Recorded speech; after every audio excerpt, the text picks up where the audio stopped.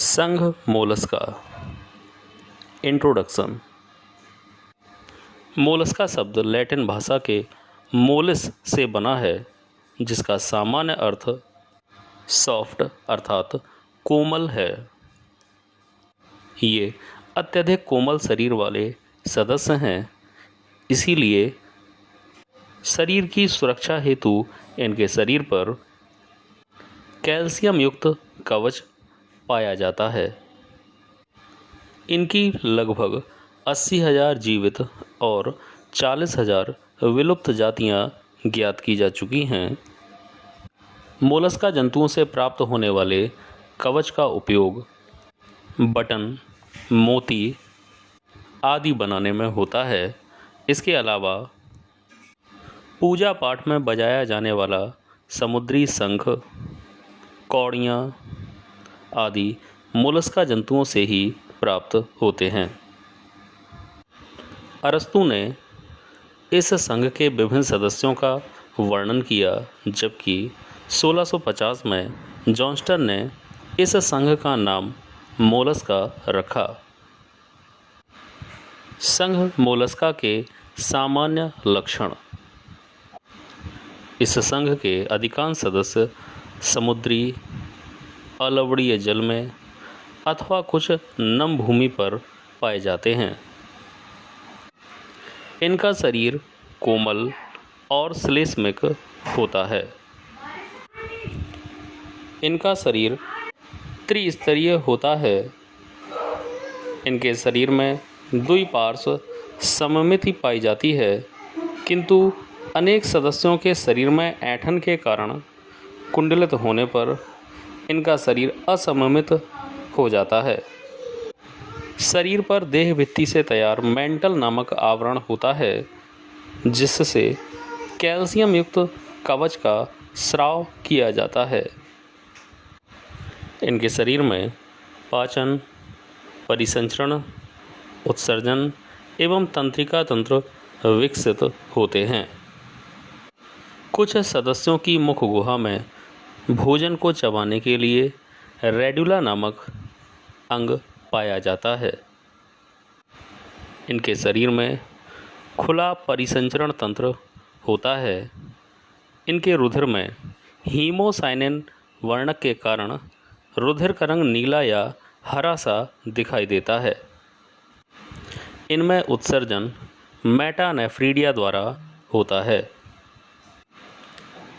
अधिकांश सदस्य एक लिंगी होते हैं तथा इनमें लैंगिक जनन पाया जाता है।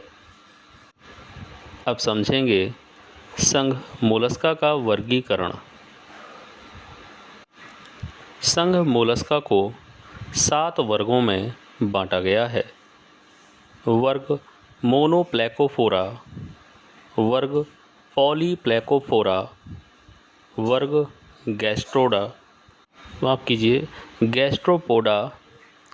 वर्ग स्कैफोपोडा, वर्ग पेलिसिपोडा तथा वर्ग सेफेलोपोडा। तो सबसे पहले वर्ग मोनोप्लेकोफोरा को समझते हैं। इस वर्ग के सदस्य एनेलिडा और मोलस्का के बीच की संयोजी कड़ी के रूप में जाने जाते हैं, जैसे नियोपिलाइना। वर्ग एप्लेकोफोरा। इन सदस्यों में शरीर पर मेंटल का आवरण तो होता है, किंतु कवच अनुपस्थित होता है, जैसे नियोमीनिया। वर्ग पॉलीप्लेकोफोरा।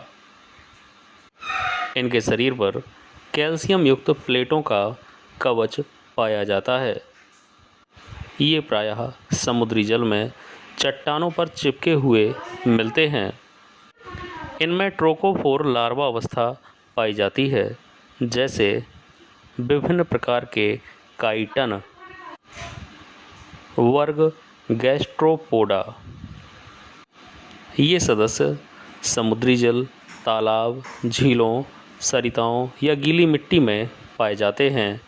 ऐंठन के कारण इनका शरीर कुंडलित और असममित हो जाता है। इनमें कवच प्रायः उपस्थित होता है, जैसे विभिन्न प्रकार के घोंघे, शंख, कौड़ी आदि। वर्ग स्कैफोपोडा। ये सदस्य समुद्री तल पर कीचड़ में धंसे होते हैं। इनका शरीर बेलनाकार, लंबा एवं द्विपार्श्व सममिति वाला होता है। शरीर पर उपस्थित कवच हाथी दांत के समान मुड़ा होता है, जैसे डेंटेलियम। वर्ग पेलिसिपोडा।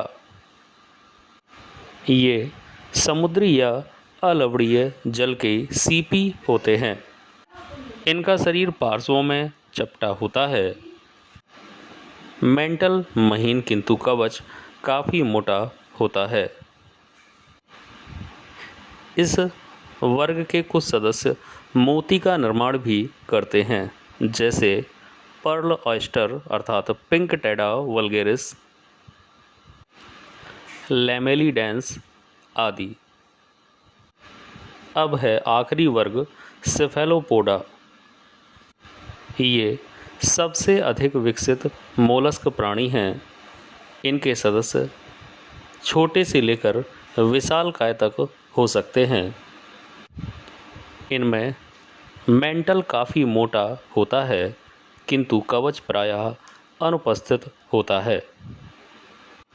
इनमें सिर काफ़ी बड़ा और उस पर बड़े बड़े नेत्र पाए जाते हैं। सिर चारों ओर से लंबी लंबी भुजाओं द्वारा घिरा होता है। इन भुजाओं में छोटे छोटे चूसक लगे होते हैं, जैसे सीपिया, ऑक्टोपस आदि।